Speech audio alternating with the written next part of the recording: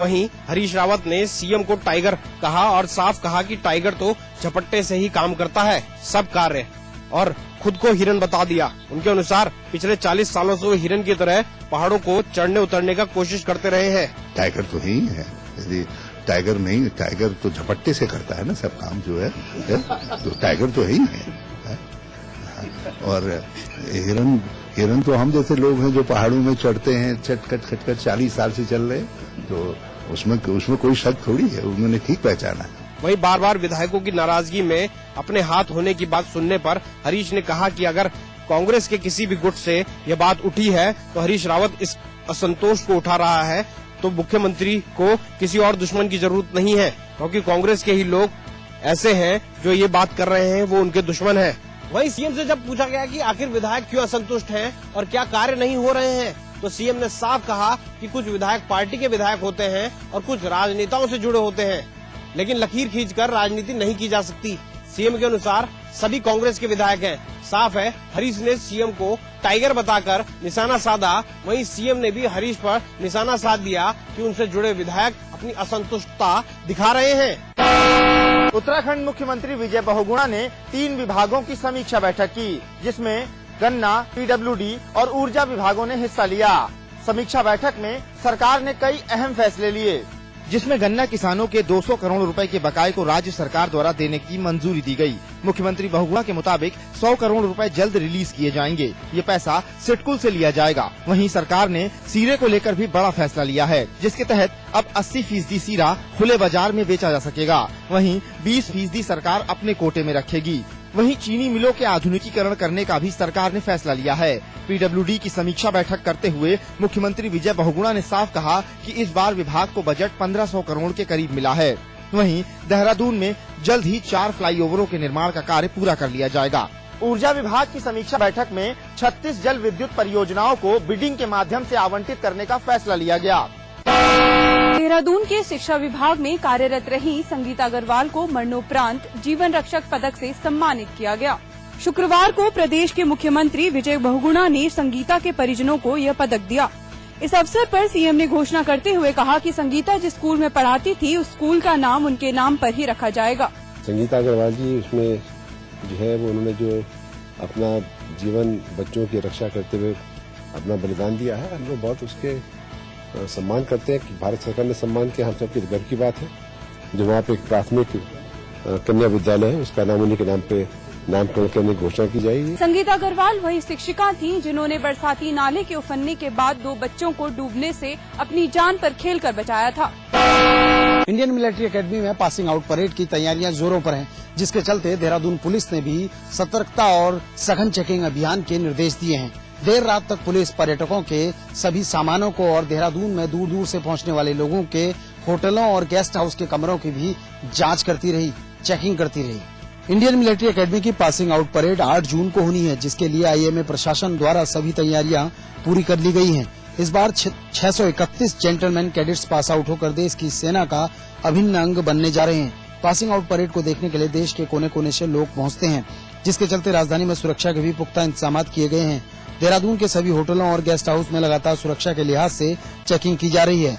देहरादून के एसएसपी केवल खुराना ने बताया है कि देहरादून के सभी मार्गों में सीसीटीवी कैमरे और मेटल डिटेक्टर लगाए गए हैं, जिनसे होकर ही लोग आगे जा पाएंगे। वहीं पासिंग आउट परेड के लिए इंडियन मिलिट्री एकेडमी मेरठ में आपराधिक वारदातें थमने का नाम नहीं ले रही हैं। असामाजिक तत्व कानून के खौफ से बिल्कुल निडर नजर आ रहे हैं। ऐसे ही कुछ असामाजिक तत्वों ने मेरठ के थाना मुंडाली क्षेत्र में एक एमबीए के छात्र की महज इसलिए हत्या कर दी क्योंकि मृतक छात्र अपने परिवार की कुछ महिलाओं के साथ की जा रही छेड़छाड़ी का विरोध कर रहा था। मामला मेरठ के थाना मुंडाली क्षेत्र के समयपुर गांव का है। यहां के रहने वाले एमबीए के एक छात्र पारस की चाकू घोंपकर की गई हत्या ने सबको सकते में डाल दिया। घटना के बारे में बताया जाता है कि मृतक छात्र पारस के परिवार की कुछ महिलाओं के साथ गांव के कुछ दबंग प्रवृत्ति के लोग छेड़खानी कर रहे थे। जब थाना क्षेत्र के बुक्टा गाँव में राम जानकी मंदिर पर एक पुजारी की हत्या कर दी गई है और मंदिर में अष्टधातु की राम लक्ष्मण की मूर्ति चोरी कर ली गई है।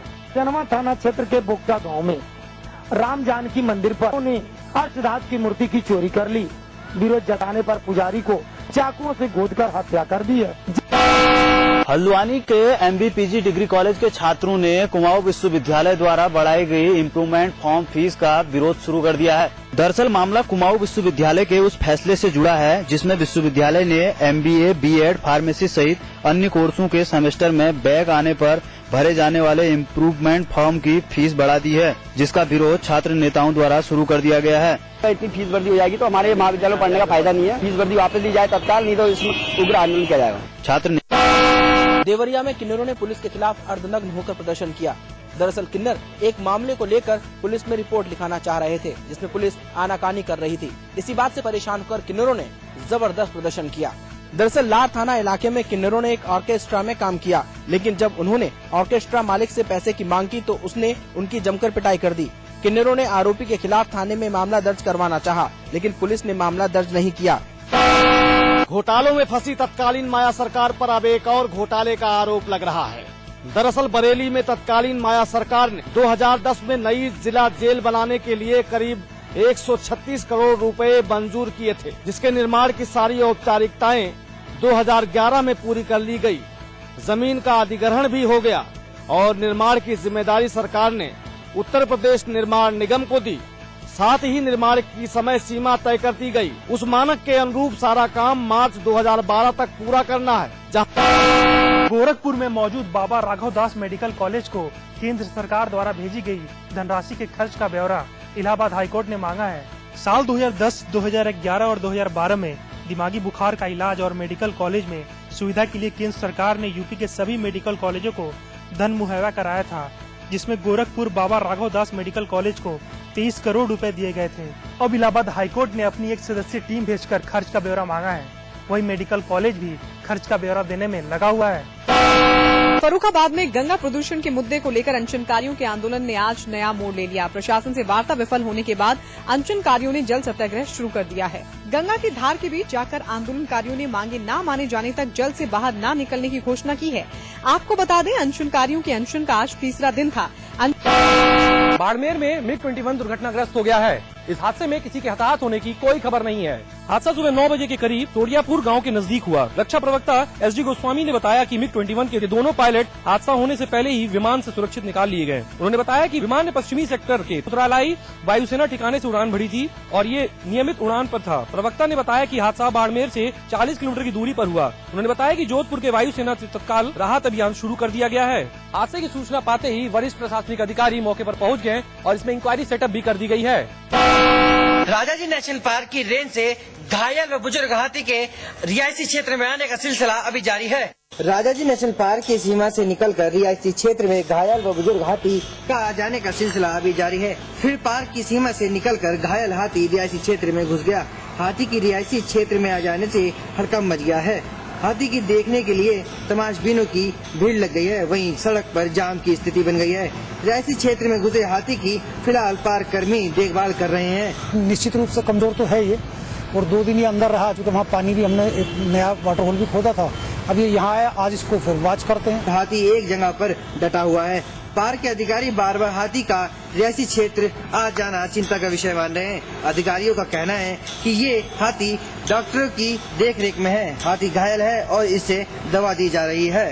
पार्क कर्मी इस हाथी की को वॉच कर रहे हैं और आपको बता दें कि ये हाथी बुजुर्ग है और हाथियों की आपसी भिड़ंत में ये हाथी घायल हो गया था।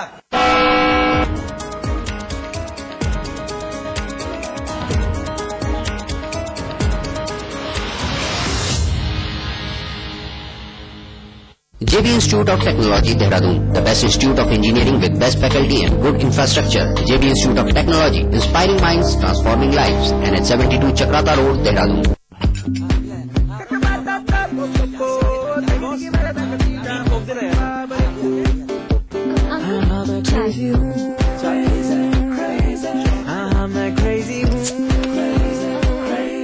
किसी को स्माइल देना, किसी को खुश कर जाना, अगर ये सब क्रेजी है, मैं क्रेजी हूँ। मैं क्रेजी। बेवजह खुशियाँ लुटाओ, कोको कोला पिलाओ। खोल दो इन खिड़कियों को, इन दरवाजों को, हाथों को फिर से हाथों में डालो। किसी को गुदगुदाओ, दोस्ती करो, मोहब्बत करो।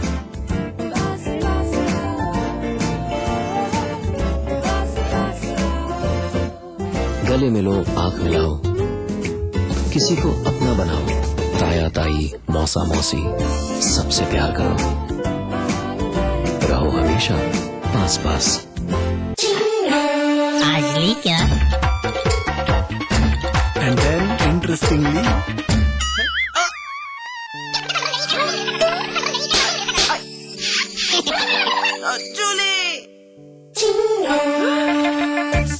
refreshing mini gums. आज ली क्या?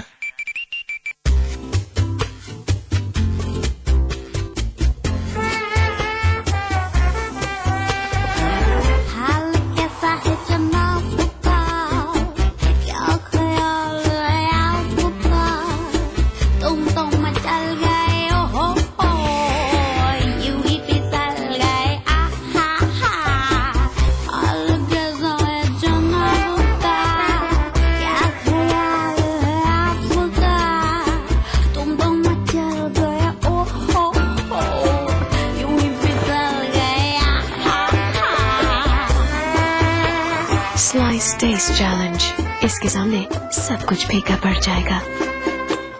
खबरें जो देती है सिर्फ सच का साथ, खबरें जो करती है सिर्फ आपके हक की बात। समाचार प्लस, खबर वही जो हमने कही। स्वाद बड़ी चीज है, स्वाद से बढ़कर कुछ नहीं। तुलसी सादा पान मसाला। हमारे सभी प्रबुद्ध दर्शक हमारे लिए बेहद महत्वपूर्ण हैं। अगर आप कोई खबर देना चाहते हैं या फिर अपनी राय बताना चाहते हैं तो समाचार प्लस नोएडा @gmail.com पर ईमेल कर सकते हैं। आप पत्राचार के जरिए भी संपर्क कर सकते हैं। हमारा पता है समाचार plus, Uttar Pradesh, Uttarakhand, H174, sector 63, Noida, Uttar Pradesh. आपके अनुरोध पर आपकी पहचान पूर्णतः गुप्त रखी जाएगी।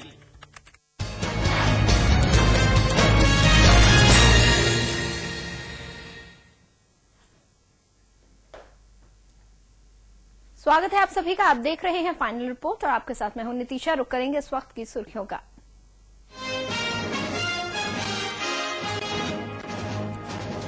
गोवा में हुआ बीजेपी नेताओं का जमावड़ा, मोदी को पीएम प्रत्याशी बनाने में उठी मांग, आडवाणी के गोवा जाने पर सस्पेंस।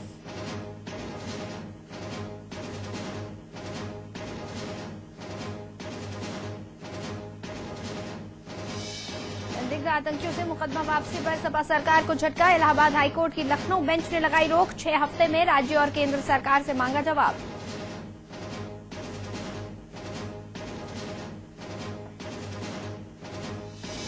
डीएसपी जियाउल हक मर्डर केस में सीबीआई ने दाखिल की चार्जशीट, मृतक नन्हे प्रधान का पूरा परिवार नामजद। नन्हे के बेटे ने डीएसपी को मारी थी गोली।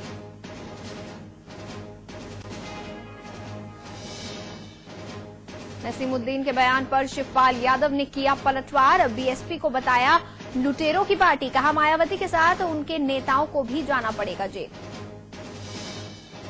उत्तराखंड के मुख्यमंत्री को लेकर केंद्रीय मंत्री हरीश रावत का बड़ा बयान, मुख्यमंत्री को बताया टाइगर, कहा मुख्यमंत्री करते हैं झपट्टे से काम, हम हैं हिरण, 40 साल से पहाड़ों पर कर रहे हैं विचरण।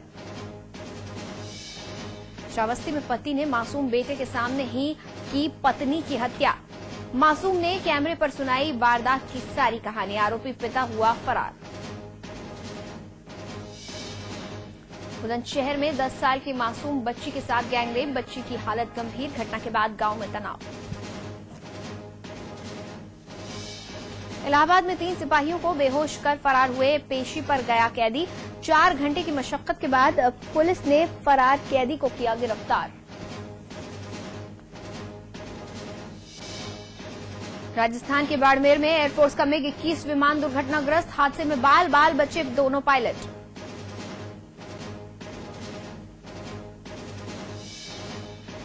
और इलाहाबाद में बदला मौसम का मिजाज, झमाझम बारिश से लोगों को मिली चिलचिलाती गर्मी से राहत।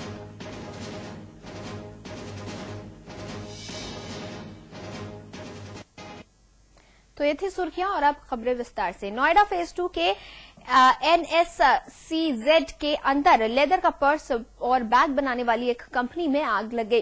कंपनी में अचानक आग लगने से अफरा तफरी मच गई। कंपनी में जिस समय आग लगी उस समय वहां काम चल रहा था। वहीं आनन फानन में कर्मचारियों ने इसकी सूचना दमकल विभाग को दी, जिसके बाद दमकल की 12 गाड़ियां मौके पर पहुंची और आग पर काबू पा लिया गया। हालांकि आग लगने की वजह से कंपनी में लाखों रुपए का सामान जलकर खाक हो गया। आग लगने के कारणों का अभी तक नहीं पता चल पाया है। A77 आइए, मैं मौके पे बहुत अच्छी